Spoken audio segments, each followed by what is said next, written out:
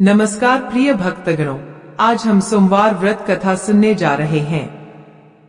किसी नगर में एक धनी व्यापारी रहता था। दूर दूर तक उसका व्यापार फैला हुआ था। नगर के सभी लोग उस व्यापारी का सम्मान करते थे। इतना सब कुछ संपन्न होने के बाद भी वह व्यापारी बहुत दुखी था, क्योंकि उसका कोई पुत्र नहीं था, जिस कारण अपने मृत्यु के पश्चात व्यापार के उत्तराधिकारी की चिंता उसे हमेशा सताती रहती थी। पुत्र प्राप्ति की इच्छा से व्यापारी प्रत्येक सोमवार भगवान शिव की व्रत पूजा किया करता था और शाम के समय शिव मंदिर में जाकर शिवजी के सामने घी का दीपक जलाया करता था। उसकी भक्ति देखकर मां पार्वती प्रसन्न हो गई और भगवान शिव से उस व्यापारी की मनोकामना पूर्ण करने का निवेदन किया। भगवान शिव बोले, इस संसार में सबको उसके कर्म के अनुसार फल की प्राप्ति होती है। जो प्राणी जैसा कर्म करते हैं, उन्हें वैसा ही फल प्राप्त होता है। शिवजी द्वारा समझाने के बावजूद मां पार्वती नहीं मानी और उस व्यापारी की मनोकामना पूर्ति हेतु वे शिवजी से बार बार अनुरोध करती रही। अंत माता के आग्रह को देखकर भगवान भोलेनाथ को उस व्यापारी को पुत्र प्राप्ति का वरदान देना पड़ा। वरदान देने के पश्चात भोलेनाथ मां पार्वती से बोले, आपके आग्रह पर मैंने पुत्र प्राप्ति का वरदान तो दे दिया, परंतु इसका यह पुत्र 16 वर्ष से अधिक समय तक जीवित नहीं रहेगा। उसी रात भगवान शिव उस व्यापारी के स्वप्न में आए और उसे पुत्र प्राप्ति का वरदान दिया और उसके पुत्र के 16 वर्ष तक जीवित रहने की भी बात बताई। भगवान के वरदान से व्यापारी को खुशी तो हुई, लेकिन पुत्र की अल्पायु की चिंता ने उस खुशी को नष्ट कर दिया। व्यापारी पहले की तरह सोमवार के दिन भगवान शिव का विधिवत व्रत करता रहा। कुछ महीनों के बाद उसके घर एक अति सुंदर बालक ने जन्म लिया और घर में खुशियां ही खुशियां भर गई। बहुत धूमधाम से पुत्र जन्म का समारोह मनाया गया, परंतु व्यापारी को पुत्र जन्म की अधिक खुशी नहीं हुई, क्योंकि उसे पुत्र की अल्प आयु के रहस्य का पता था। जब पुत्र 12 वर्ष का हुआ तो व्यापारी ने उसे उसके मामा के साथ पढ़ने के लिए वाराणसी भेज दिया। लड़का अपने मामा के साथ शिक्षा प्राप्ति हेतु चल दिया। रास्ते में जहां भी मामा भांजे विश्राम हेतु रुकते, वही यज्ञ करते और ब्राह्मणों को भोजन कराते। लंबी यात्रा के बाद मामा भांजा एक नगर में पहुंचे।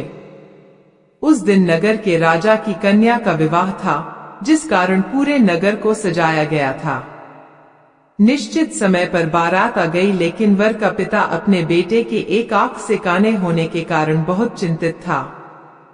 उसे भय था कि इस बात का पता चलने पर कहीं राजा विवाह से इनकार न कर दे, इससे उसकी बदनामी भी होगी।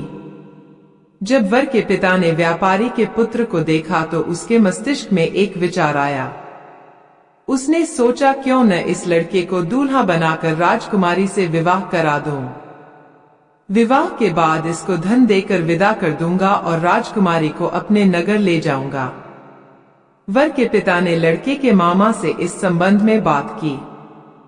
मामा ने धन मिलने के लालच में वर के पिता की बात स्वीकार कर ली। लड़के को दूल्हे का वस्त्र पहनाकर राजकुमारी से विवाह कर दिया गया। राजा ने बहुत सारा धन देकर राजकुमारी को विदा किया।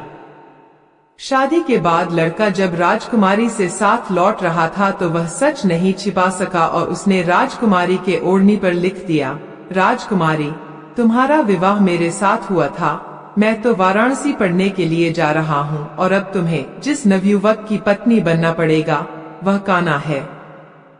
जब राजकुमारी ने अपनी ओढ़नी पर लिखा हुआ पढ़ा तो उसने काने लड़के के साथ जाने से इनकार कर दिया। राजा को जब ये सब बातें पता लगीं, तो उसने राजकुमारी को महल में ही रख लिया। उधर लड़का अपने मामा के साथ वाराणसी पहुंच गया और गुरुकुल में पढ़ना शुरू कर दिया।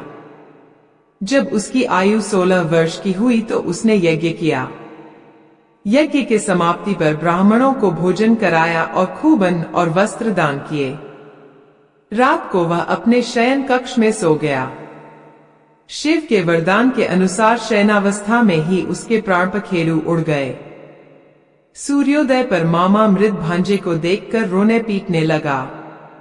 आसपास के लोग भी एकत्र होकर दुख प्रकट करने लगे। लड़के के मामा के रोने विलाप करने के स्वर समीप से गुजरते हुए भगवान शिव और माता पार्वती जी ने भी सुने। माता पार्वती ने भगवान से कहा, प्राणनाथ, मुझे इसके रोने के स्वर सहन नहीं हो रहे। आप इस व्यक्ति के कष्ट को अवश्य दूर करें।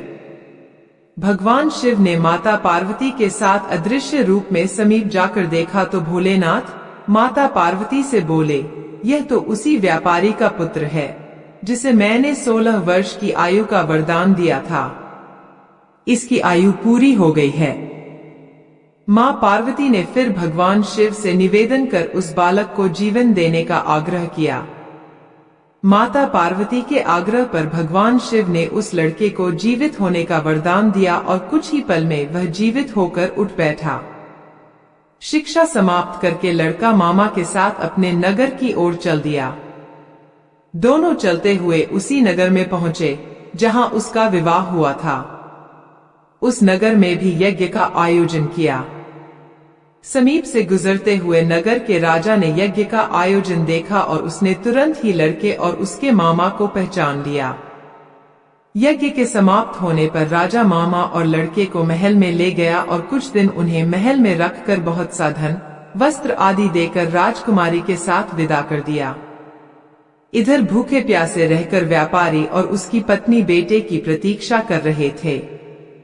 उन्होंने प्रतिज्ञा कर रखी थी कि यदि उन्हें अपने बेटे की मृत्यु का समाचार मिला तो दोनों अपने प्राण त्याग देंगे, परंतु जैसे ही उसने बेटे के जीवित वापस लौटने का समाचार सुना तो वह बहुत प्रसन्न हुआ। वह अपनी पत्नी और मित्रों के साथ नगर के द्वार पर पहुंचा। अपने बेटे के विवाह का समाचार सुनकर पुत्रवधू राजकुमारी को देखकर उसकी खुशी का ठिकाना न रहा। उसी रात भगवान शिव ने व्यापारी के स्वप्न में आकर कहा, हे श्रेष्ठी, मैंने तेरे सोमवार के व्रत करने और व्रत कथा सुनने से प्रसन्न होकर तेरे पुत्र को लंबी आयु प्रदान की है। पुत्र की लंबी आयु जानकर व्यापारी बहुत प्रसन्न हुआ। शिव भक्त होने तथा सोमवार का व्रत करने से व्यापारी की सभी मनोकामनाएं पूर्ण हुई। इसी प्रकार जो भक्त सोमवार का विधिवत व्रत करते हैं और व्रत कथा सुनते हैं, उनकी सभी इच्छाएं पूरी होती हैं। कथा सुनकर आप सबको कैसा लगा कमेंट बॉक्स में बताना और साथ ही जय हो भगवान भोलेनाथ की अवश्य लिखना। और अगर आपने इस चैनल को सब्सक्राइब नहीं किया है तो जरूर करना।